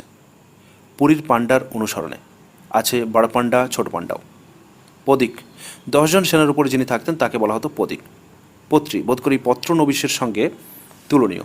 পত্র বলতে অবশ্য চিঠি বোঝায় না, পুঁথি বা ধর্মীয় রাষ্ট্রীয় দলিলও বোঝাতো। এটি ব্রাহ্মণ ও ক্ষত্রিয় পদবী। পটেল, পট্টকিল পদাধিকারী, হয়তো কোনো দুর্দশার কারণে পিছিয়ে পড়ে একসময় পটেল হয়ে গেছেন। আলু এসেছে আলাপি শব্দ থেকে। রাজারা সে যুগে প্রচুর গাল্পিক নিয়োগ করতেন। তাদের কাজ ছিল রাজবাড়ির লোকেদের গল্প বলা। মহিলা গাল্পিকও নিয়োগ করা হতো, তাদের বলা হতো আলাপিনী। এই আলাপিনী বা ধনীদের আড্ডায় বেতনভোগ সঙ্গী আলাপি থেকেও আলু পদবী এসে থাকতে পারে। পাল, 8ম শতকে বাংলাদেশে চরম নৈরাজ্য ও বিশৃঙ্খলার পর গ্রামসভা ও বিশিষ্ট নাগরিকরা সাধারণ একজনকে সম্রাট পদে বসিয়ে দিয়েছিলেন, যার নাম গোপাল। কিন্তু এই গোপালের নামের শেষাংশ ধরে রাখার প্রচেষ্টায় উত্তরাধিকারীরা ক্রমান্বয়ে সকলেই নামের শেষে গোপালের পাল অংশকে পদবী হিসেবে ব্যবহার করতে থাকেন। পরে তাই ঐতিহাসিক পাল বংশের সূত্রপাত ঘটায়। পাল পদবীকে ইতিহাসের দিক থেকে হিন্দু পদবী বলা যায় না, কারণ প্রাচীন ইতিহাসের বৌদ্ধ পাল বংশের রাজাদের থেকে পাল বংশ পদবীর বিকাশ। এ ব্যাপারে ইতিহাসবিদগণ একমত হবেন যে পাল রাজা গোপাল, রামপাল প্রমুখ থেকে পাল পদবী পরে জাতিগত পদবী হিসেবে বিকশিত।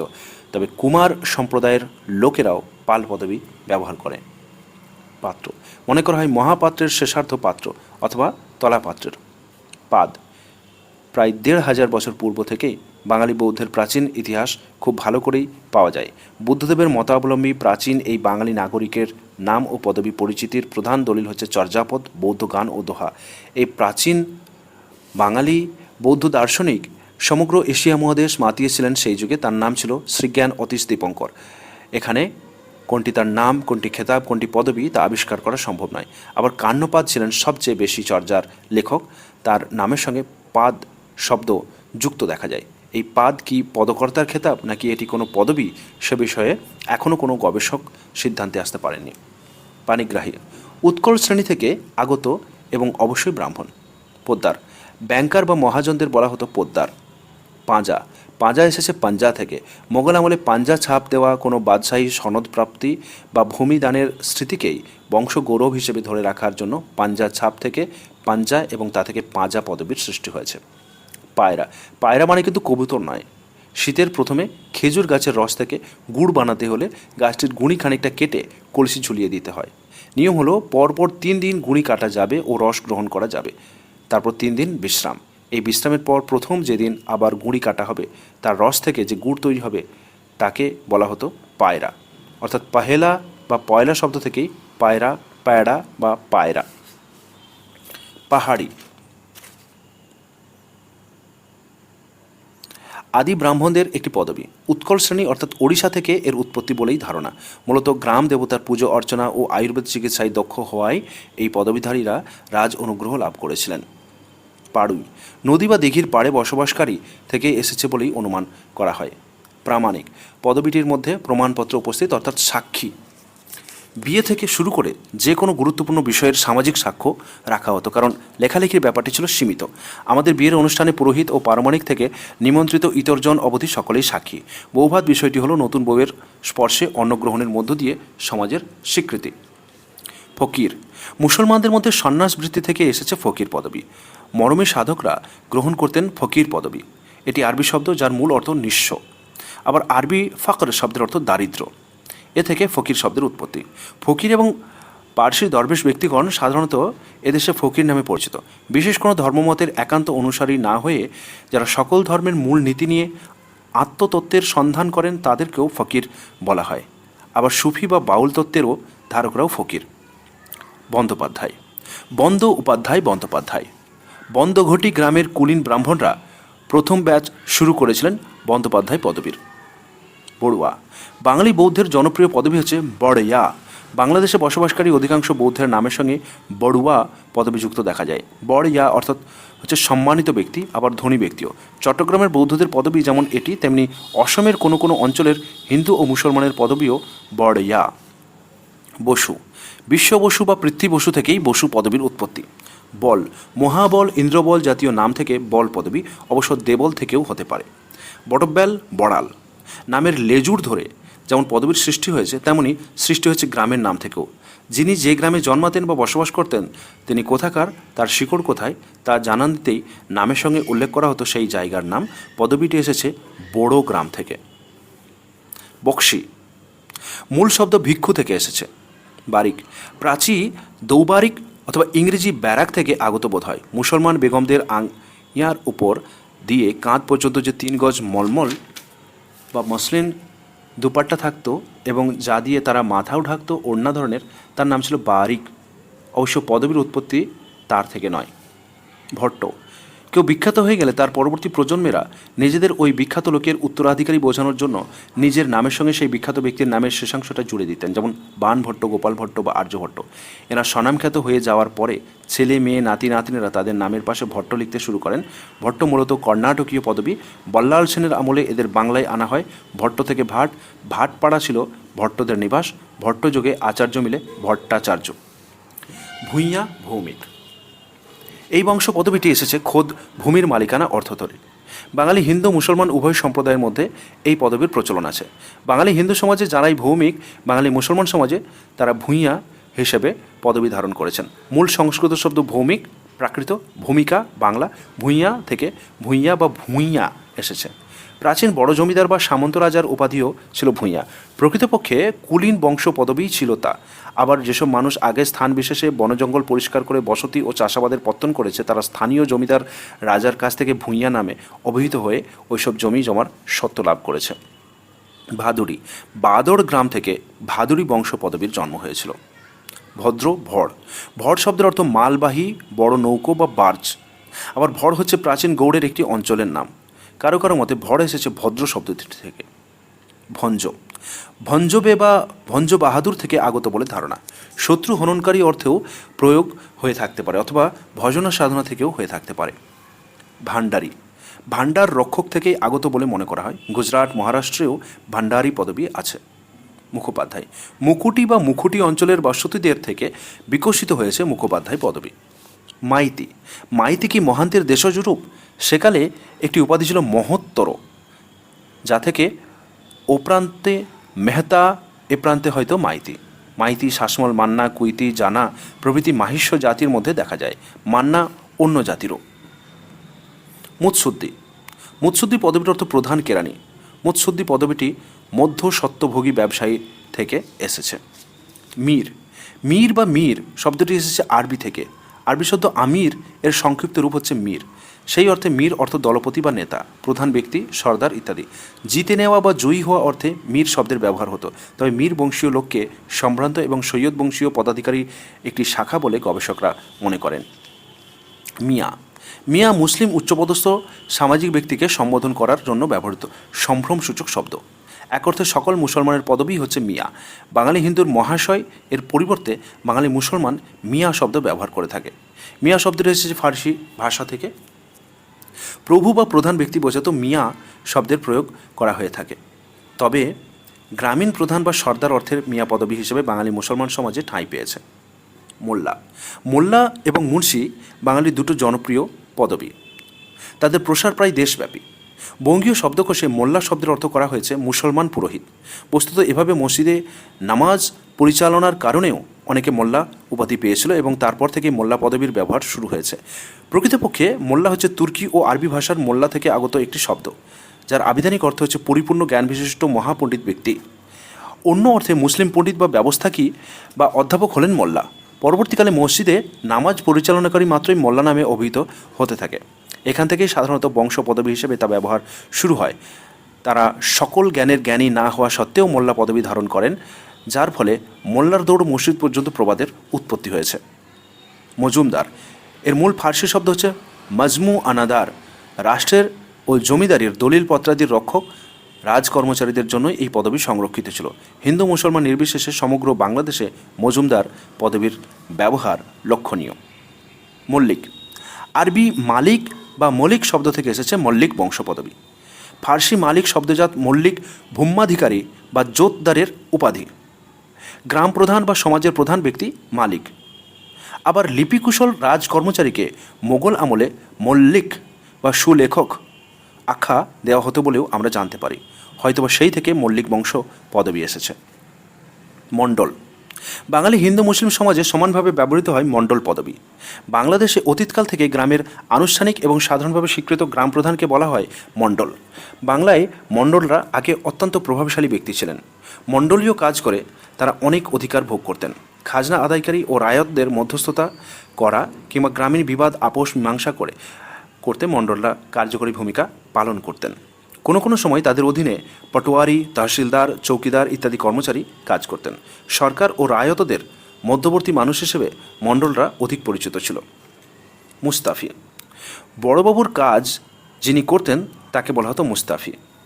মান্না, মান্না এসেছে মান্য থেকে, যাকে মেনে নেয় সমাজের অন্যান্যরা, সেই থেকে এসেছে পদবীটি। মেকআপ, পদবী হিসেবে কুলীন বলে মনে হয় না। সাম্প্রতিককালে এসে থাকলে যাত্রা থিয়েটারের মেকআপ ম্যান থেকে এলেও আসতে পারে। রজব, শব্দটি রঞ্জক থেকে এসেছে বলে মনে করা হয়। কাপড় রং করতেন এরা। রংরেজ বলতে যা বোঝায়। সাধারণত নতুন কাপড় রং করার কাজে তন্তুবায়দের সাহায্য করতেন এবং কিছু সম্ভ্রান্ত পরিবারের শাড়ি রং করে দিতেন। রাহা, বোধহয় লাহারই অপভ্রংশ রূপ। হতে পারে হিন্দি রাহি অর্থাৎ পথিক থেকে। গ্রাম্য ভাষায় প্রচলিত শব্দ লাহা বা লা। সুবর্ণরেখার নিকটবর্তী যেসব এলাকায় লাক্ষার চাষ হয় সেখানে লাহা ও লা শব্দের চল রয়েছে, সুতরাং টোটেমজাত হতে পারে। আবার নাহা, লাহা ও রাহা একই শব্দের রূপভেদও হয়ে থাকতে পারে। লোহানি, মুসলমানদের লোহানি পদবীর মতো হিন্দু সমাজেও রয়েছে সাহানি পদবী। মনে করা হয় এই বংশ পদবী এসেছে সিন্ধু প্রদেশের সাহান অঞ্চল থেকে। লস্কর, নস্কর, যারা হাবিলদারের কাজ করতেন তাদের বলা হতো লস্কর। লাহা, আগেই উল্লেখ করা হয়েছে লাহা এসেছে সুবর্ণরেখার নিকটবর্তী অঞ্চলে লাক্ষা চাষ করা থেকে। শ্বাসমূল সমত শ্বাসমূল্য থেকে উৎপত্তি। শ্বাস অর্থাৎ শাসন করা, শ্বাসমূলও হতে পারে। সহস্রবাহুর অপভ্রাংশ শ্বাসবাহু, সুতরাং সহস্রমল্লও হতে পারে। শ্বাসমূল বানানের ক্ষেত্রে অর্থের দিক থেকে কষ্টকল্পিত হতে পারে। অবশ্য সহস্রমল্লের সমতুল্য বা সহস্রমল্ল বিনাশকারী উপাধি থেকে শ্বাসমূল পদবী এসে থাকতে পারে। শিকদার সুলতানি আমলে কয়েকটি মহল নিয়ে গঠিত ছিল এক একটি শিক। আরবি শিক হলো একটি খণ্ড বা এলাকা বা বিভাগ। এর সঙ্গে ফার্সি দার যুক্ত হয়ে শিকদার বা শিকদার শব্দের উদ্ভব হয়েছে। এরা ছিলেন রাজস্ব আদায়কারী রাজকর্মচারীরা। শব্দকোষে যাকে বলা হয়েছে শান্তি রক্ষাকারী কর্মচারী। এরা শিখ বন্দুক বা ছড়ি বন্দুক ব্যবহার করত বলে শিকদার উপাধি পেয়েছিল। সেই থেকে বংশ পরম্পরায় শিকদার পদবীর বিকাশ ঘটে।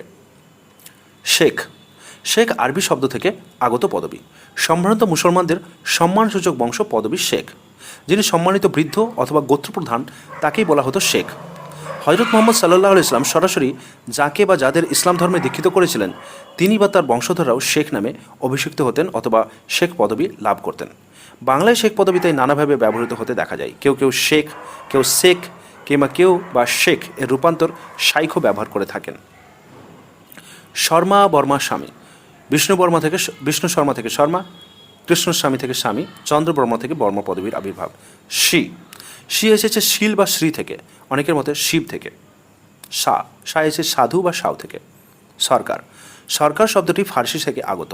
এর অর্থ প্রভু, মালিক, ভূস্বামী, শাসনকর্তা, রাজা, অর্থ আদায় ও ব্যয় সংক্রান্ত কর্মচারী ও সরকার। মোগল আমলে এদেশের স্থানীয় রাজকর্মচারীদের এই পদবি দেওয়া হতো। মোট কথা প্রধান কর্মচারী এবং সম্পত্তি দেখাশোনার কাজে নিয়োজিত ব্যক্তিকে সরকার বলা হতো। বাঙালি হিন্দু মুসলিম উভয় সম্প্রদায়ের মধ্যেই এই পদবীর ব্যবহার আছে। সমাজদার, সমাদদার দুটি একই পদবী। এটি সমাজপতি বা মণ্ডলের সমর্থক। সন্নিগ্রাহী পদবীটি উৎকল অর্থাৎ ওড়িশা থেকে আগত। মেদিনীপুরে মূলত দেখা যায়। কথাটির অর্থ ষড়রিপু নিগ্রহকারক, কিন্তু এই অর্থে পদবীর প্রয়োগ কিন্তু একটু বেশি রকম কল্পনা।